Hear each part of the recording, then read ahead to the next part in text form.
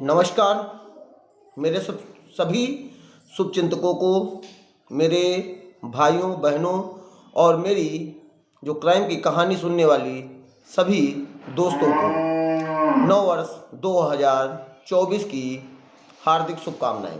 क्योंकि ये मेरा 2024 का पहला क्राइम का एपिसोड है और जिसको आप सुनने जा रहे हैं, तो सबसे पहले हमारे शुभचिंतकों के लिए नया साल अच्छा हो और उनके जीवन में खुशियाँ आएँ, समृद्धि आए, खुशहाली आए और जीवन में वो जिन उद्देश्यों को, उसूलों को पूरा करना चाहते हैं वो पूरा करें और उनकी कदम कदम पर सफलताएं उनको मिलती रहें। ऐसी कामना के साथ नव वर्ष उनका मंगलमय हो और फिर एक बार पूरा साल अच्छे से व्यतीत हो, किसी का किसी के साथ कोई आपराधिक घटना न घटे, सभी लोग सतर्क रहें, जागरूक रहें और दूसरों को भी जागरूक करते रहें। नए साल की शुरुआत क्राइम के आज का जो हमारा एपिसोड है उसके साथ, आज का जो हमारा एपिसोड है महाराष्ट्र यानी कि मुंबई, फिल्मी दुनिया की नगरी, और मुंबई का एक CST रोड है जो कि कुर्ला चेंबूर एक कंस्ट्रक्शन साइट है। वहाँ पर 19 नवंबर को जब मज़दूर 20 तारीख को जब मज़दूर 20 नवंबर 2023 काम करने के लिए कुर्ला चेंबूर के उस साइड पर जाते हैं, तो वहाँ पर जो बैरिकेडेड लगे होते हैं, जब कोई कंस्ट्रक्शन साइट पर काम होता है तो वहाँ पर कोई खतरा ना उत्पन्न हो उसके लिए बैरिकेड लगा दिए जाते हैं। तो वहाँ पर 2 बैरिकेड्स गिरे हुए पड़े थे और तो मज़दूर देखते हैं कि सारे बैरिकेड्स लगे हैं लेकिन 2 बैरिकेड्स गिरे हुए पड़े हैं। मज़दूर नज़दीक जाते हैं, बैरिकेड्स को उठाते हैं और उठाने के बाद उनको वहाँ पर एक सूटकेस नज़र आता है, एक बड़ा सा सूटकेस, एक ऐसा सूटकेस जो पूरी तरह से संदिग्ध नज़र आ रहा था। उस संदिग्धता के आधार पर कहीं ना कहीं उनको ऐसा प्रतीत होने लगता है कि ये कुछ खतरों से भरा हुआ है। ऐसे में वो मज़दूर तुरंत पुलिस को इत्तला देते हैं, सूचना देते हैं और घटना स्थल पर कोरला पुलिस पहुंचती है। जब घटनास्थल पर कोरला पुलिस पहुंचती है और उस बैग को खोला जाता है तो उसमें एक लाश थी, 25 वर्ष की लड़की की लाश, जिसको किसी पतले रस्सी से गला काटा गया था, हत्या की गई थी। अब ऐसे में पुलिस के लिए ये बहुत चुनौतीपूर्ण था कि एक अटैची मिली है, उस पर एक लाश मिली है। तुरंत डॉग स्क्वाड को बुलाया जाता है, फिंगरप्रिंट एक्सपर्ट को भी बुलाया जाता है, आस पड़ोस में जांच पड़ताल की जाती है। जो भीड़ इकट्ठा होती है वो भी उसको पहचान करने में लग जाती है, लेकिन कहीं से उस लड़की की लाश की कोई पहचान नहीं हो पा रही थी।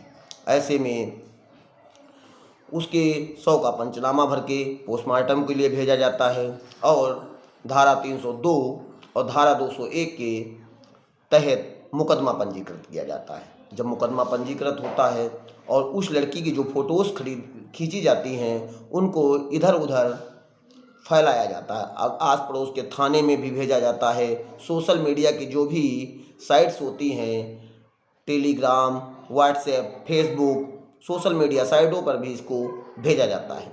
और उस लड़की के अंदर एक क्रिश्चियन का जो निशान वाला प्रतीक चिन्ह होता है वो पहने हुए बरामद हुई थी।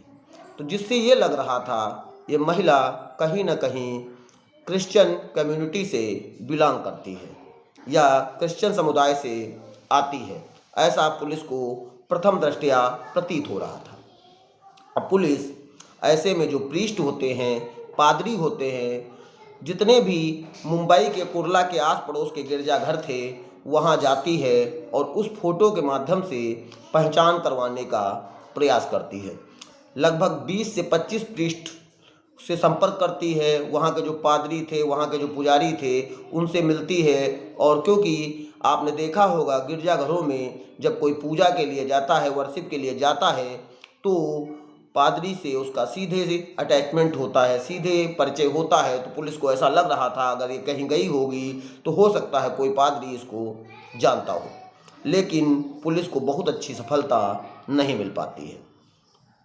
फिर ये इधर उधर जब सोशल साइटों पर इसका फोटो घूम रहा था तो कोई व्यक्ति सामने से आके बताता है कि एक व्यक्ति है जो कि धारावी में रहता है और धारावी में उसी लड़के के साथ ये रहती थी।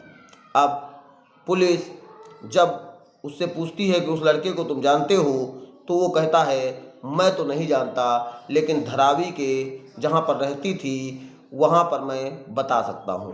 पुलिस उसी के कथनानुसार जाती है। तो जिस धारावी, आपने सुना होगा मुंबई का एक स्लम एरिया है जहाँ पर लाखों की संख्या में गरीब परिवार के लोग रहते हैं और अपना जीवन यापन करते हैं। धारावी पहुँचती है तो वहाँ पर ताला बंद था। अब ताला बंद होने से पुलिस का शक कहीं ना कहीं गहरा हो जाता है, शक यकीन में तब्दील हो जाता है कि कहीं ना कहीं यही व्यक्ति इसकी हत्या किया होगा। ऐसे में तब तक वो पादरी जिनसे पुलिस ने संपर्क किया था, एक पादरी भी पुलिस से संपर्क करता है। वो बताता है कि उड़ीसा राज्य का एक ज़िला है सुंदरगढ़, वहाँ से एक पादरी का फ़ोन आया था। वो इस लड़की को जानते हैं, ये लड़की वहाँ की रहने वाली है। उन्होंने हमें बताया कि ये मुंबई में काम के सिलसिले में आई है। फिर पुलिस उड़ीसा के उस पादरी का नंबर महाराष्ट्र के पादरी से लेती है और संपर्क करती है। उसी संपर्क के माध्यम से परिवार वालों को सूचना पहुंचाई जाती है। परिवार वाले भी मुंबई के लिए रवाना हो जाते हैं। अब जब परिवार वाले रवाना होते हैं तो पता चलता है जो लड़की की लाश सूटकेस में बरामद हुई थी वो 25 वर्ष की एक महिला है जो कि यहाँ पर काम के सिलसिले में आई थी। उसका परिवार अत्यंत गरीब था और उसका नाम प्रतिमा किस्पोटा पाउल है। प्रतिमा पाउल किस्पोटा है। अब पुलिस उसकी जांच पड़ताल करने में लग जाती है, इधर उधर अपने सर्विलांस को तेज करती है। क्राइम ब्रांच की टीम भी लगी हुई थी और ऐसे में पता चलता है कि वो यहाँ पर किसी फूडिंग के व्यवसाय में, मिठाई के कारोबार में लगा हुआ था। ऐसे में पुलिस जब उसको संवाद सूत्रों से ज्ञात होता है कि ये कहाँ काम करता था, वहाँ पहुँचती है। लेकिन जब पुलिस उस दुकान पे पहुँची तो उसे पता चलता है कि वो व्यक्ति अभी अभी यहाँ से, उसका ड्यूटी का पीरियड पूरा हो गया, वो निकल गया।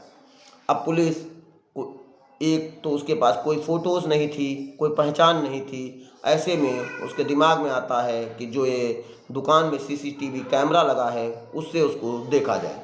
जब पुलिस सीसीटीवी चेक कर रही थी, उस फ़ोटोज़ को निकालने का प्रयास कर रही थी, तो निकल के आता है कि वो 2 बैग लाद कर दुकान से जाता हुआ दिखाई पड़ रहा था। ऐसे में पुलिस को शक ये गहरा हो जाता है कि बैग लेके गया है तो कहीं ये अपने घर के लिए तो नहीं निकल रहा है, क्योंकि बैग तभी आदमी लेता है जब उसको किसी टूर प्लान करना होता है।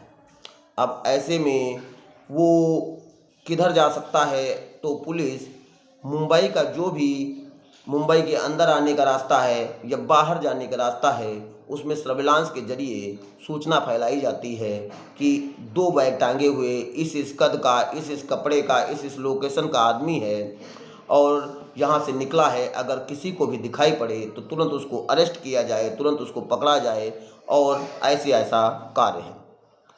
अब ऐसे में जहाँ जो इलाका था सायन, जहाँ पे दुकान थी, सायन से जो लोकमान्य तिलक टर्मिनल है, जो ट्रेन आपने सुना होगा, मुंबई का एक मशहूर, जहाँ से अनेक राज्यों को ट्रेनें आती जाती रहती हैं। लोकमान्य टर्मिनल नज़दीक होने के कारण एक क्राइम ब्रांच की टीम लोकमान्य टर्मिनल भी पहुंच जाती है।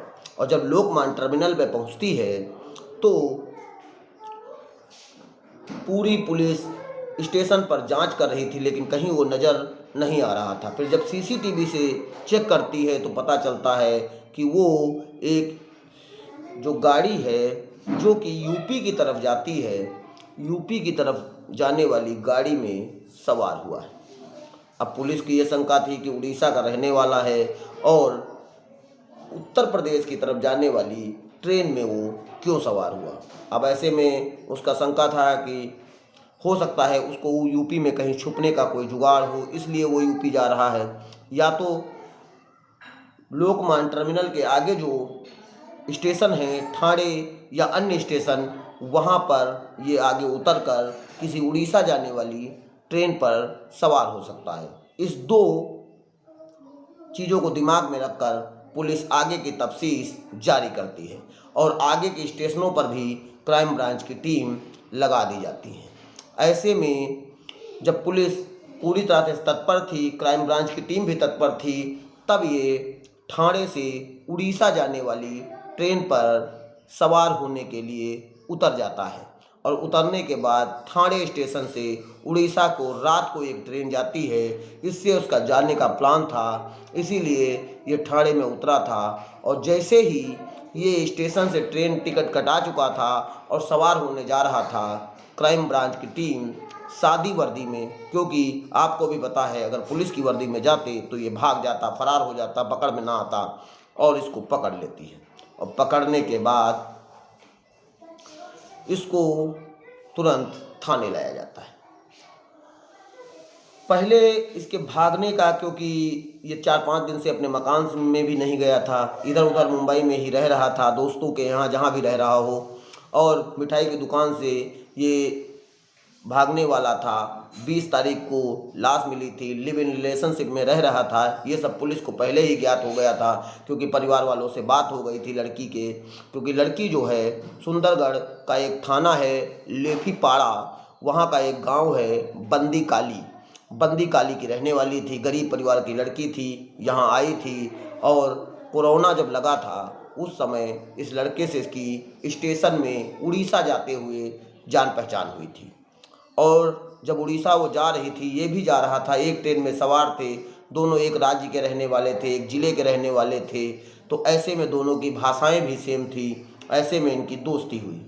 दोनों मुंबई व्यवसाय के सिलसिले में आए थे, काम के सिलसिले में आए थे, इसलिए बातचीत का सिलसिला भी शुरू हुआ और दोस्ती इतनी ज़्यादा बढ़ गई कि इन दोनों ने धारावी में अपना एक खोली या कमरा बुक कर लिया। दोनों आपस में एक साथ रहते थे। पहले तो ये लोग अच्छे से रहते थे, जैसा कि धारावी के आस पड़ोस में जब पुलिस गई थी, पूछा था तो लोगों ने बताया था, लेकिन बाद में आए दिन लड़ाई झगड़े हुआ करते थे, जैसा कि आस पड़ोस के लोगों ने बताया था। अब पुलिस को लगा कि लड़ाई झगड़ा होता था तो इसका मतलब कहीं ना कहीं ये अपराधी हो सकता है। अब पुलिस जब सख्ती से पूछताछ करती है तो पहले तो ये व्यक्ति टूट जाता है, नहीं बताता है, लेकिन जब पुलिस अपने तरीके से वाद्य यंत्रों का प्रयोग करते हुए अच्छे से पूछताछ करती है तो हमने आपको बताया है कि कितना भी अच्छा आदमी हो, कितना भी बुरा आदमी हो, सब अच्छी अच्छी बातें बताते हैं। जैसा इसके साथ ही जब शुरू हुआ तो ये बताना शुरू हुआ कि मेरी जब दोस्ती हुई तो हम दोनों ने शादी करने का फैसला किया और एक साथ रहने के लिए, कुछ समय एक साथ गुजारने के लिए हम लोगों ने धारावी में एक कमरा बुक कर लिया। और कमरा भी ऐसा कि हम लोग अच्छे से जीवन जी रहे थे, अच्छे से समय व्यतीत कर रहे थे। फिर मुझे पता चला कि ये किसी अन्य व्यक्ति से भी बात करती है और घंटों बात करती है। मैंने इसको बहुत बार समझाया, लेकिन ये मान नहीं रही थी और ना मानने के कारण, बार बार समझाने के कारण मुझे इससे नफरत सी होने लगी और इतनी नफरत हो गई कि आए दिन मेरी इसकी लड़ाइयाँ होने लगी। और लड़ाइयाँ भी ऐसी वैसी नहीं, कभी कभी ये उल्टा सीधा शब्दों का भी प्रयोग करने लगी। 18 या 19 की रात को इसी बात को लेकर मेरी इसकी बहस हुई और उस बहस में मैंने गुस्से में आकर, तैश में आकर इसके ऊपर हमला कर दिया और उस हमले में ये मर गई। फिर मैंने इसका गला काट दिया और गला काटने के बाद मैं बहुत डर गया था, लाश को भी ठिकाने लगाना था। तो मेरा पूरा प्लान था कि अटैची में भरकर इसको उड़ीसा ले जाऊंगा और उड़ीसा में कहीं इसका ठिकाने लगा दूंगा। लेकिन जब मैं यहाँ से उसको अटैची में भरा, घर में बड़ा अटैची था, फिर लेके जब मैं चला लोकमान्य टर्मिनल पहुँचा था, वहाँ पर भीड़ और पुलिस को देखकर मैं डर गया और इतना ज़्यादा डर गया कि मैं इसको ट्रेन में सवार करने में नहीं हो सका। फिर मैं वापस चला आया। वापस जब मैं सायन की तरफ आया तो मुझे ये कंस्ट्रक्शन साइट दिखाई पड़ी, जो कि Kurla Chembur metro construction site है। वहाँ पर उसी साइड में मैंने इसको फेंक दिया और मुझे लगा इसको छुपा भी देना चाहिए। तो जो बैरिकेड्स लगे थे उस बैरिकेड से इसको ढक दिया और फिर मैं अपने कमरे, अपने खोली धरावी चला आया और पहले की तरह ही अपने काम में लग गया। तो आपने देखा कि लिव इन रिलेशनशिप में रहने वाला जोड़ा उड़ीसा से मुंबई काम करने के सिलसिले में आया था और काम करते करते दोनों में प्यार हो गया।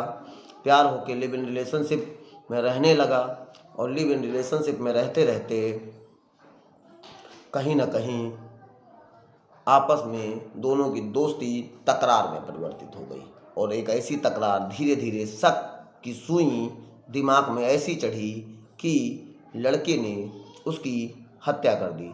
जो लड़का था, जो प्रतिमा किस्पोटा पाउल थी, उससे बहुत प्यार करता था और ऑस्कर मनोज वर्ला हत्या करने में भी एक बार भी संकोच नहीं किया और उसको मौत के घाट उतार दिया।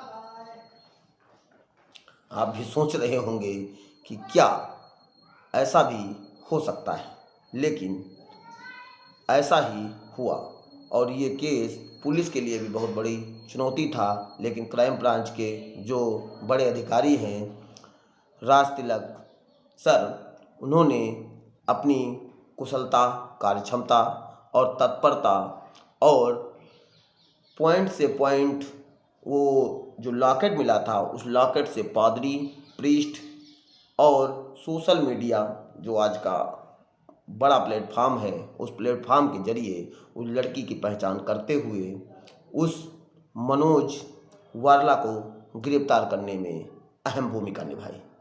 लेकिन ऐसे अपराध समाज में लिव इन रिलेशन में रहने वाले युवा जोड़ों को सतर्क रहने की सलाह देते हैं और ये बताते हैं कि जिस पे आप अटूट विश्वास कर रहे हैं, आप अपार प्रेम कर रहे हैं, वो प्रेम में जो तुम्हारा प्रेमी है या तुम्हारी प्रेमिका है, दोनों एक दूसरे से कितना सेटिस्फाइड हैं।